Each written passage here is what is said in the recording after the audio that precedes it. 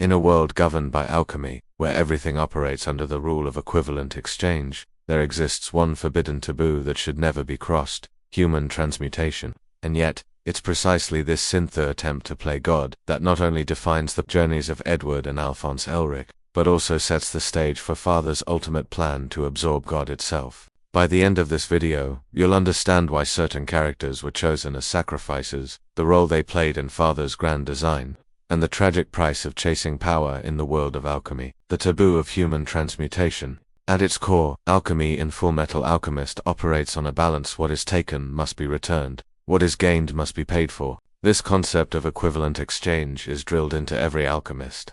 But there's one subject alchemy should never touch: the resurrection of human life. This is called human transmutation. The reason it's taboo is not just moral, it's because the laws of the universe will not allow it. When an alchemist attempts human transmutation, they are dragged into a place known as the Gate of Truth. There they confront a mysterious godlike entity, often called Truth. Truth takes away something precious from the alchemist, sometimes an organ, sometimes a limb, and sometimes much more, before allowing them to return to the real world. This experience is not random. It brands the alchemist forever. Anyone who has opened the Gate of Truth becomes a potential human sacrifice, a vessel that Father, the main antagonist of Brotherhood, needs for his plan. The 5 human sacrifices. Father's goal was simple, yet terrifying: to absorb God and become a perfect being. But to open the gate on such a scale, he required 5 individuals who had already been branded by Truth. Edward Elric, our main protagonist, committed the taboo as a child.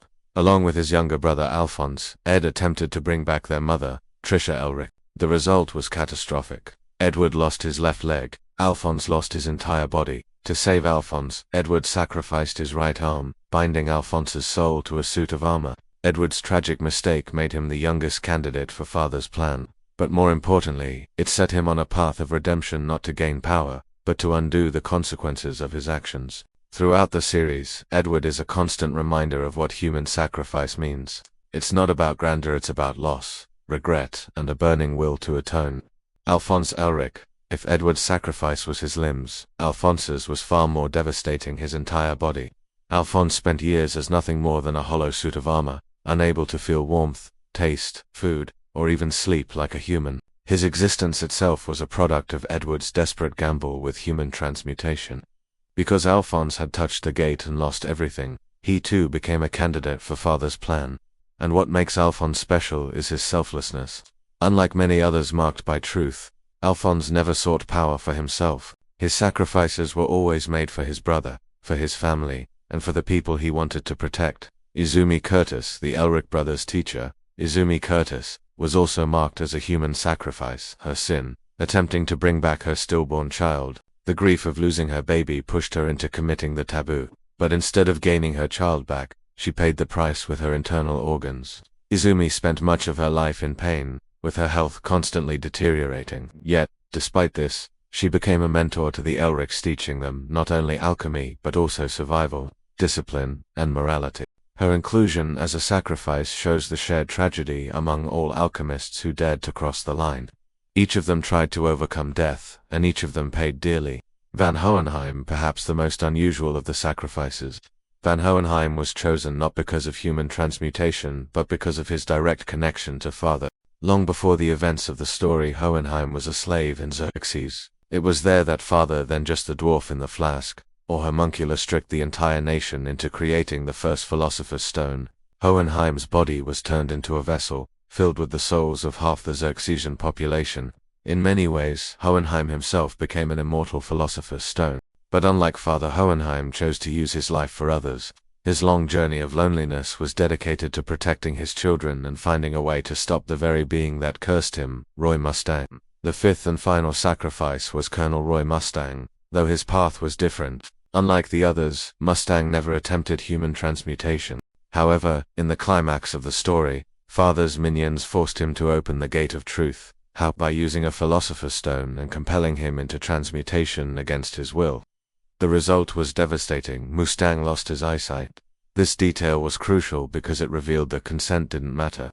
What mattered was the experience of opening the gate itself. Once Mustang was branded, he too became a tool for Father's plan. The purpose of the sacrifices. Why did Father need these 5 sacrifices? Father's ultimate goal was to absorb the power of God and become a perfect being, free of human flaws. To do this, he needed vessels who had already been connected to truth. Each human sacrifice was like a gateway, a direct link to the metaphysical world. With 5 of them, Father could create the massive transmutation circle that spanned the entire country of Amesperis.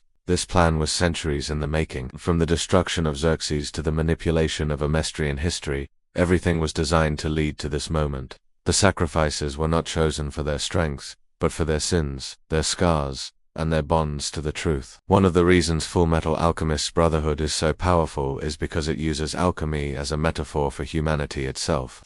Human sacrifice in this story isn't just a plot device, it's a reflection of real human struggles.